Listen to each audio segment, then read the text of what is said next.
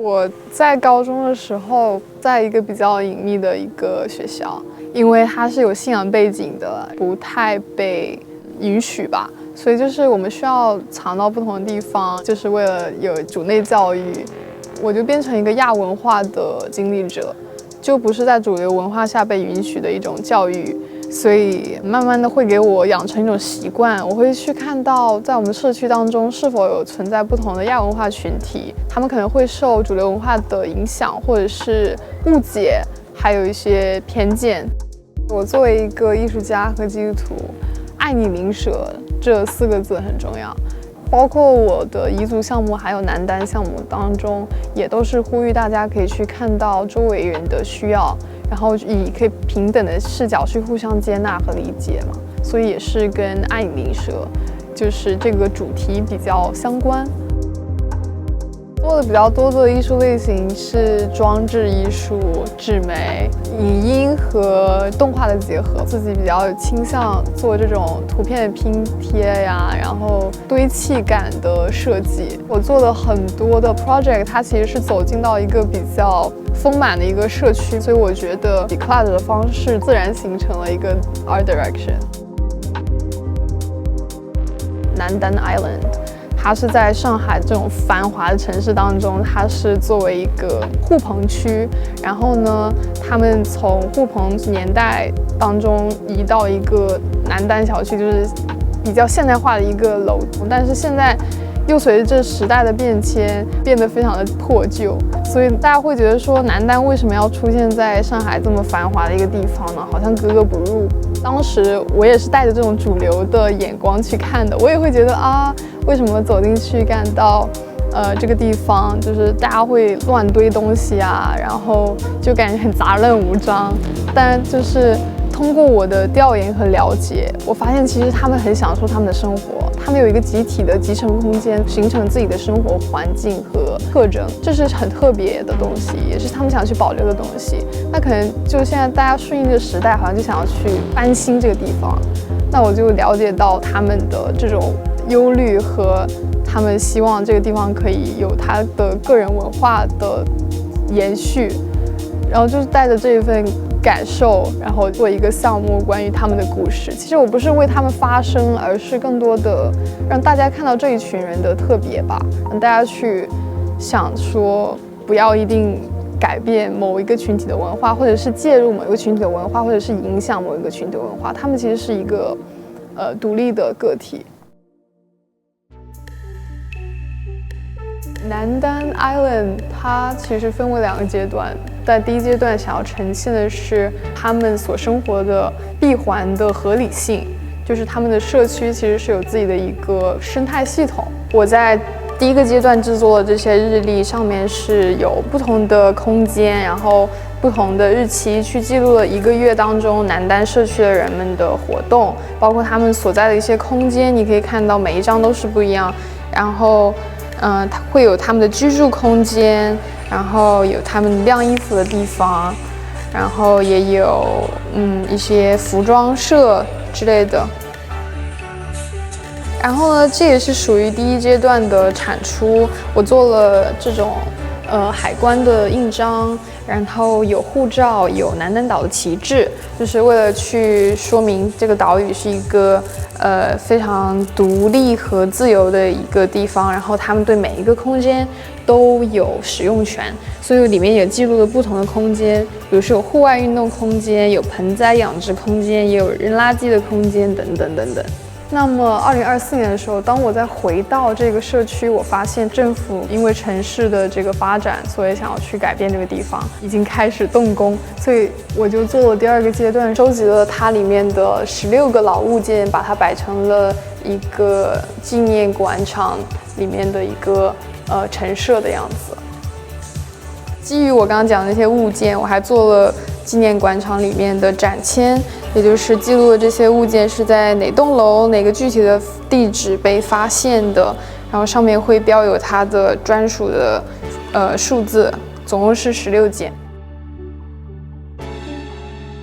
我作为基督徒，我生命当中最美好的那份礼物，其实就是主耶稣自己，所以我就会想要用基督的爱去传福音。那是一个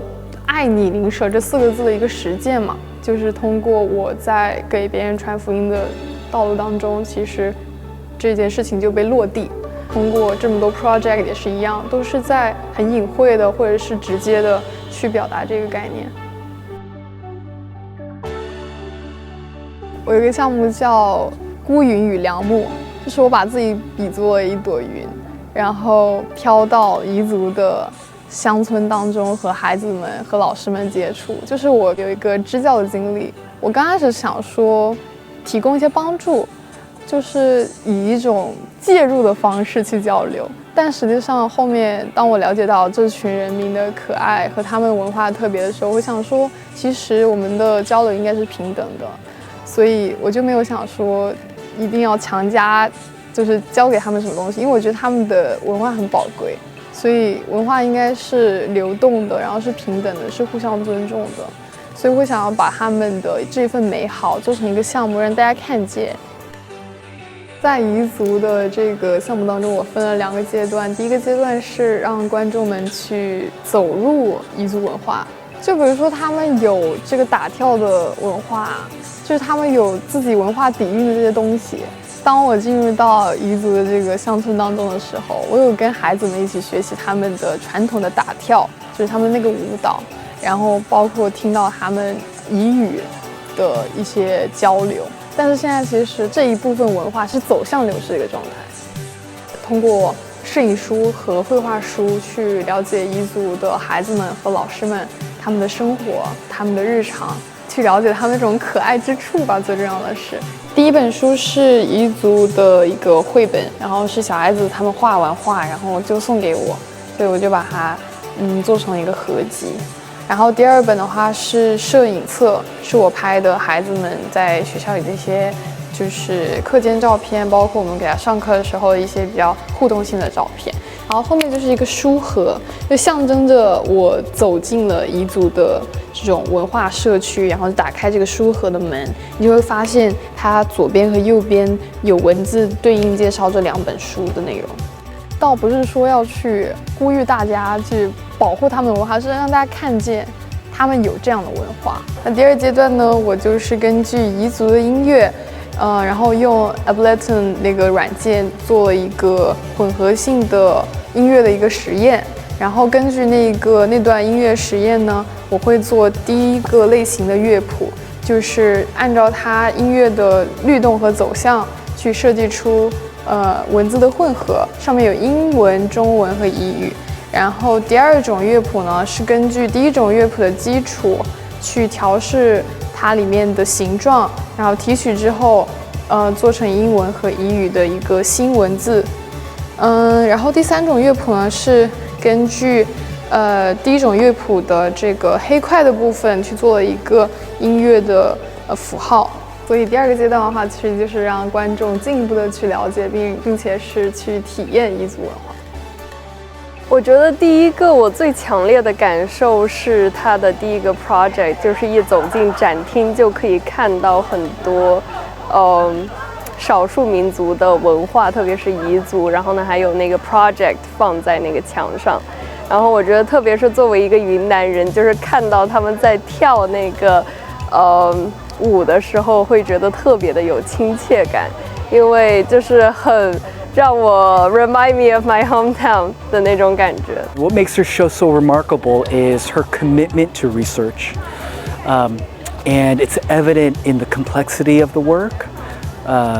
and the nature of her form making. She is fearless in how she approaches the installation, from sound to video to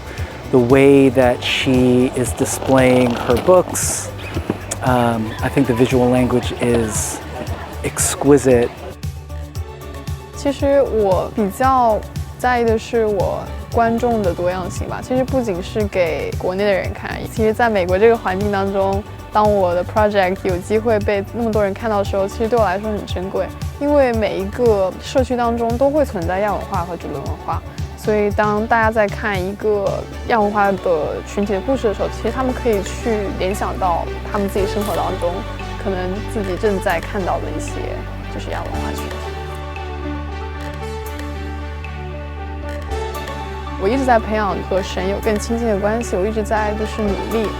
所以我觉得当我跟神关系更好的时候，我其实也能更好的爱人，我也有一颗爱人的心，也有一个可以更加去发现这个不同群体的故事的这一双眼睛。